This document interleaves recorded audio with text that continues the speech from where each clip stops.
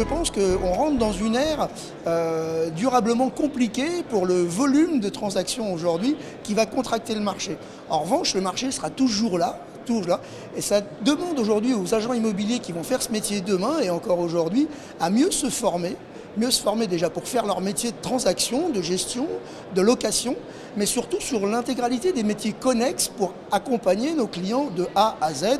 Je pense notamment aujourd'hui à la rénovation énergétique qui va être un vrai marché dans les années à venir, mais également à l'accompagnement sur le crédit, sur l'assurance, sur le déménagement.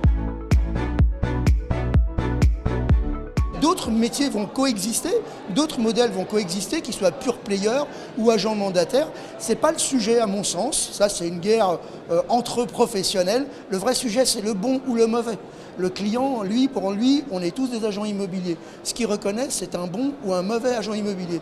Et qu'est-ce que c'est un bon ou un mauvais? On commence à avoir un petit début d'idée sur ce sujet-là. C'est celui déjà qu'on connaît un peu plus que vous, quand vous vendez, quand vous achetez ou quand vous louez, ou quand vous mettez en gérance votre bien immobilier. Aujourd'hui, l'agent immobilier est un vrai accompagnant. C'est celui qui enlève l'intégralité des irritants. D'accord? Mais c'est ça le sujet. La question n'est pas le prix. Des pure players se sont mis sur le marché en 2017 en pensant que l'agence était finie et que le prix était trop élevé. Et aveu de faiblesse de ce point de vue-là, 4 ans plus tard, de dire si on avait su en 2017, je pense à Proprio, si on l'avait vu en 2017, que les gens ne voulaient pas du prix mais du service, on doit sécuriser son achat. On parle de 250, de 300 ou de 400 000 euros à acheter, à vendre.